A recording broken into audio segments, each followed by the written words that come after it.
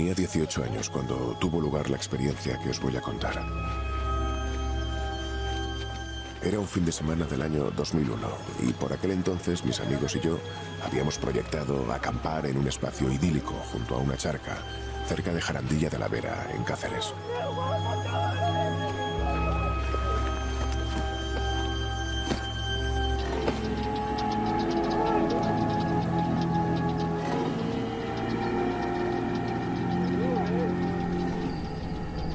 Una vez que terminamos de cenar, Roberto, Toño, Cristina y yo nos quedamos charlando junto a un árbol que estaba situado a la otra orilla, desde donde el lago se veía precioso. De pronto, algo nos inquietó.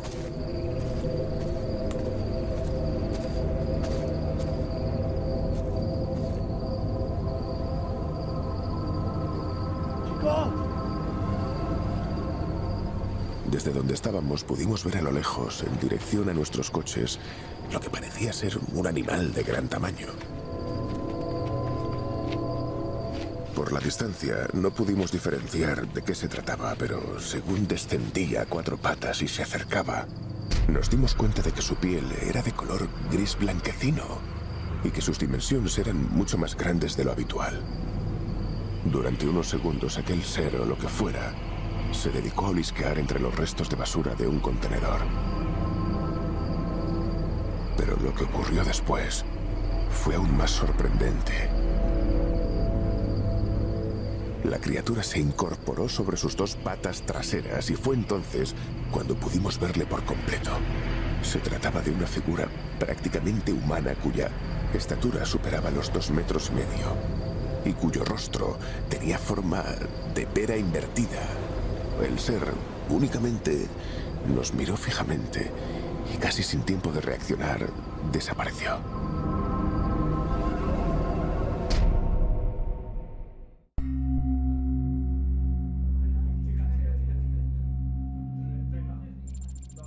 En el verano de 2009 nos encontrábamos realizando un campamento de formación para futuros monitores en unas instalaciones de la comarca del Valle del Jerte. Aquella noche, unos chavales habían acudido muy nerviosos a nosotros por algo que les acababa de suceder en el río. Según su relato, habían avistado algo extraño que se había metido a gran velocidad entre unos zarzales. Los monitores decidimos entonces acompañarles hasta la zona para intentar tranquilizarles.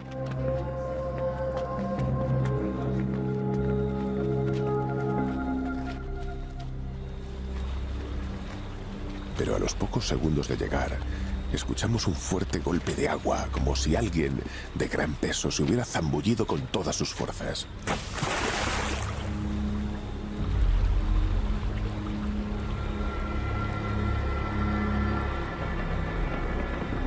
Al volver la vista a la vegetación, enfocamos con las linternas y comprobamos que en el interior de un arbusto había 2 bolas luminosas de color verde que estaban separadas entre sí poco más de 1 metro. Intrigado por lo que pudiera ser aquello, fui a coger un palo del suelo para asustar a lo que fuera que estuviera oculto allí.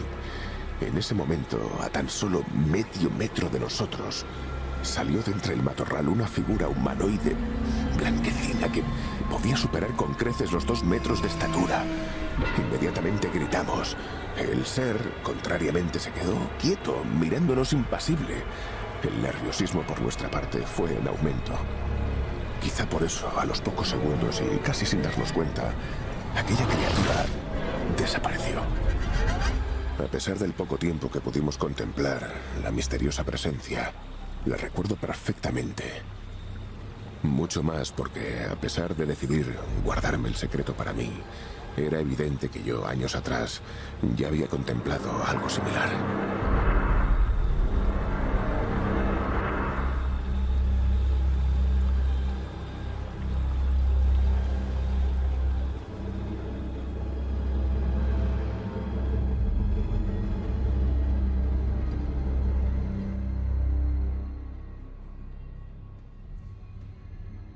El programa de esta noche, queridos amigos, lo voy a dedicar a todos esos pacientes televidentes que dicen que ya no tocamos temas de misterio clásico. Pues vaya noche que llevamos, sinceramente. Vaya noche que llevamos, porque más clásico y más inquietante y más bizarro no puede ser este doble encuentro. Y tiene más coordenadas. Este tipo de casos ya lo recogen solo unos pocos investigadores en España, solo unos pocos. Y los pocos que lo hacen tenemos la fortuna de que sean amigos, compañeros, partes de esta tripulación. Este caso, que yo les puedo contar sinceramente, porque esta es la otra historia, los meses y años de investigación, de idas, venidas, preguntas, lo hemos convertido en este testimonio, pero hay mucho más. Nuestro querido Gonzalo Pérez Sarró, que además tiene una novedad que luego voy a presentar. Bienvenido, hermano, como siempre, ¿cómo estás? Muchas gracias, encantado de estar aquí de nuevo para hablar de misterio.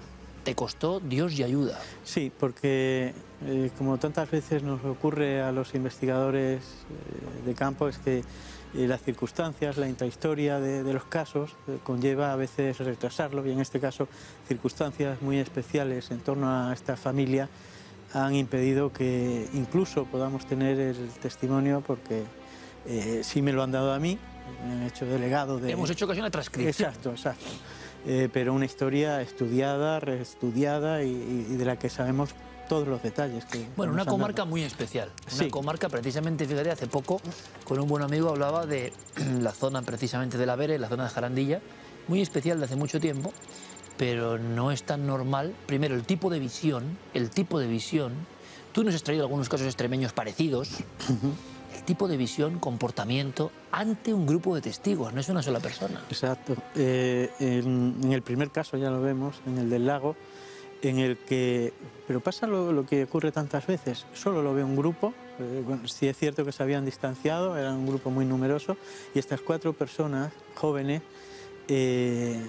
bueno, contando otra vez un poco el caso, es un lugar, la verdad es muy difícil de acceder, hay que ir por un bosque lleno de caminos y de pistas. Ellos llegan con el coche hasta la zona, digamos, del lago, pero luego hay que ir andando, cruzando un riachuelo que da agua a ese lago, y ahí ya están en el otro extremo del lago cuando ven descender por la misma cuesta que habían bajado los coches ese ser, del que dice que, me decía el testigo con el que principalmente he hablado, que se le veía más incómodo andando a 4 patas que vertical. Vertical era muy ágil, porque de hecho cuando desaparece es subiendo una pendiente tremenda que hay allí al lado dentro del bosque, digamos al lado del lago, y huye en 4 zancadas, se coloca arriba. Sin embargo, cuando descendió vieron que andaba torpemente. Las patas traseras no correspondían a la articulación de un animal, que digamos son opuestas, sino que eran como 2 piernas humanas, y los 2,5 metros que calculó, pues en referencia al contenedor que tenía al lado. En ningún momento se apoya en nada para mantenerse erguido. Es uno de los amigos el que desde el otro lado grita "Chucho" o algo parecido, y en ese momento dirige la mirada hacia ellos, vuelve a seguir deambulando por el lugar, y cuando vuelve a mirar, el testigo, yo me fijo mucho en las sensaciones, ¿no?, que tiene. Dice que tiene la sensación de que en esa segunda mirada que echó al grupo, porque esto dura 1,5 minutos, 2 minutos, piensa que se vio en peligro, porque se le vio como sobresaltado y emprendió la huida loma arriba, o sea, el cerro arriba, hasta desaparecer entre los árboles, pero en 3-4 zancadas.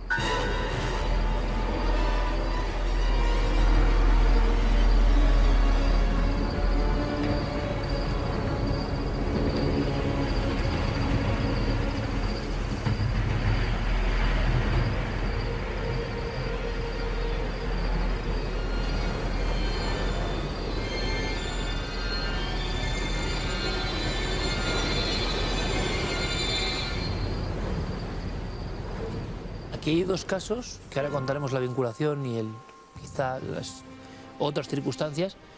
El comportamiento de la entidad, sea lo que sea, parece un animal siempre al principio, y en un momento dado, que esto es curioso, con su compostura, digamos que despeja esa posibilidad de que sea un animal, porque parece otra cosa. Sí. Y los que están ahí ven la muestra de que eso es otra cosa. Tampoco es muy habitual este tipo de sucesos, ¿no? No, la verdad es que no. Yo en un principio me sorprendió, pero por eso es tan importante la investigación de campo, porque yo cuando fuimos al lugar le vi inquieto. O sea, de entrada era la primera vez que volvía a ese paraje.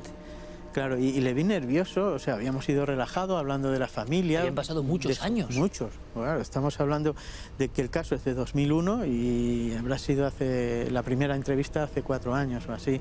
Y le veo inquieto y me dice que es que era la primera vez y que se le había disparado como una especie de alerta, que ya le había pasado en una ocasión que fue recolectando setas con otro amigo y le dijo vámonos de aquí que estoy nerviosísimo, y se dio cuenta luego de que estaba muy cerca del lago.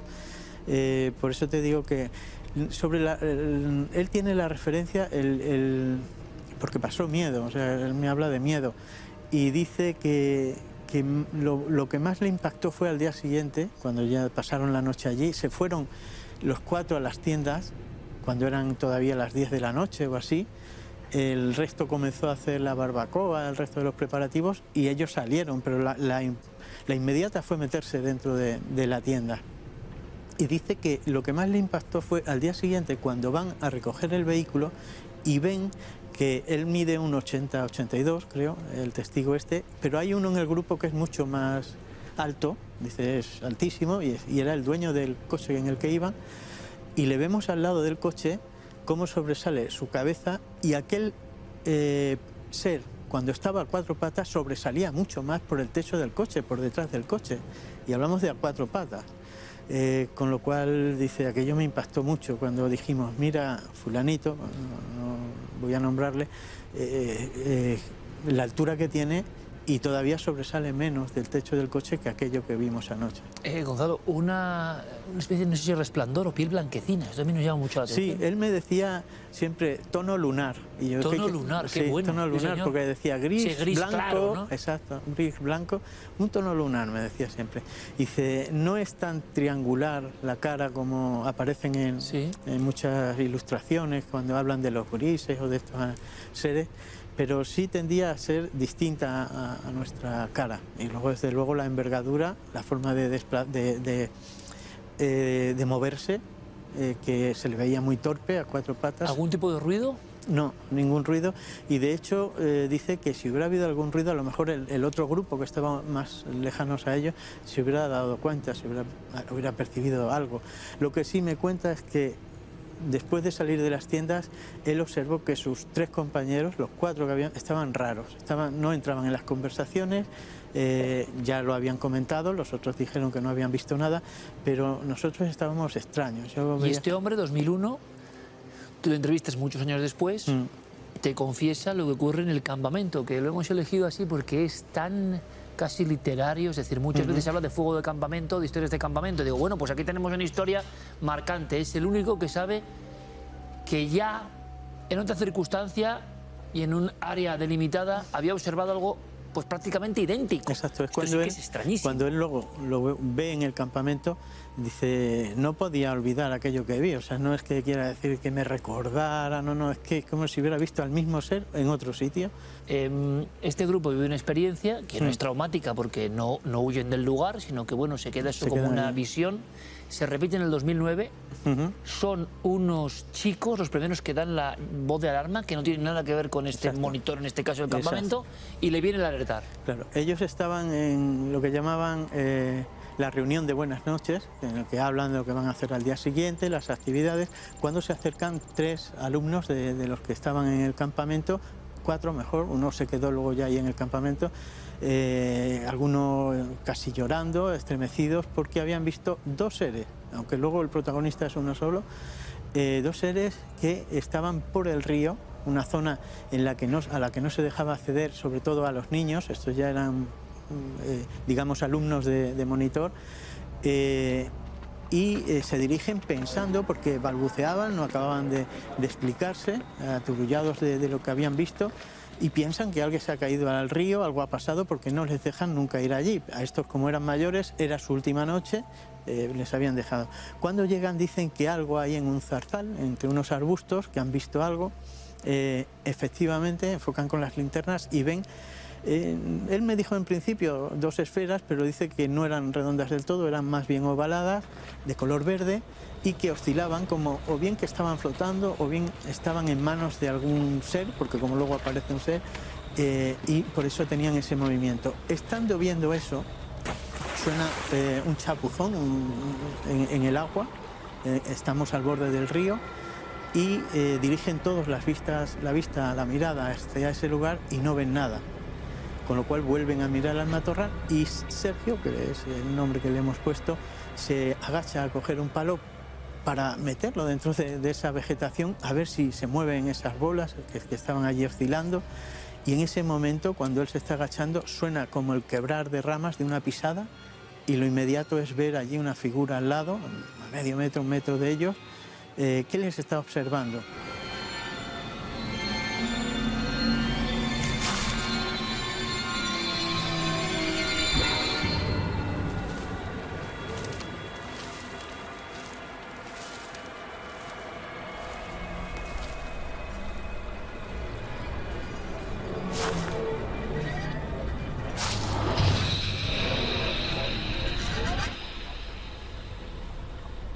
¿Sabes qué me estoy acordando? ¿No? Pues fíjate, cuando hablas en estos dos casos extrañísimos, hasta extrañeza total, el movimiento, la presencia ante un grupo de testigos y cómo huye, uno dice, bueno, esto pues será un animal, no será un animal, vaya descripción. El caso de Tomás Hijo en Las Hurdes... Ah, es verdad. Caso de Tomás Hijo, que allí estábamos, vamos a recordarlo, compañeros, estoy en la carretera que penetra en la zona que conoces también como yo, de Las Hurdes, ¿no? Exactamente, de Cavaloria. Y don Tomás Hijo, que hombre, tiene su aplomo y se da cuenta de un movimiento que me lo está describiendo exactamente igual que lo describía él allí. Ese movimiento un poco como nervioso, extraño, parpadeante casi, de unas piernas articuladas que son muy raras porque no son ni de hombre ni de animal, o no la ubicas, y hace un recorrido muy parecido. Y esto, la diferencia es que, claro, Tomás Hijo no ve la parte superior del cuerpo, solo ve el caminar. Y es un caso con el que empezábamos prácticamente la temporada y estábamos allí con él, que es zona bastante trufada de estos sucesos. Él piensa que es el mismo ser. Sí, él piensa que es el mismo ser. Que han pasado 8 años y se han encontrado con la misma figura. Él piensa que... Entonces es cuando él compara las dos figuras, vamos, no compara, identifica como la misma que él vio, bueno, el desplazamiento como anécdota o como... muestra de lo que sería aquello, la reacción de uno de ellos, de los monitores, gran atleta, dice que corría todos los días, que se presentaba a pruebas pseudoprofesionales. La impronta, la iniciativa primera fue seguir aquello. Dice, pero enseguida se quedó cortado porque veía que aquello recorrió una pradera de 400 metros de ancha en nada, en un instante. Dice que en un chasquido de dedos. Claro, esta aceleración es la que contaba Tomás Hijo exactamente. Un chasquido de dedos, siempre. Y luego estaba aquí. Allí. Solo se vio esa distinta serie de la misma imagen hasta aquel lugar.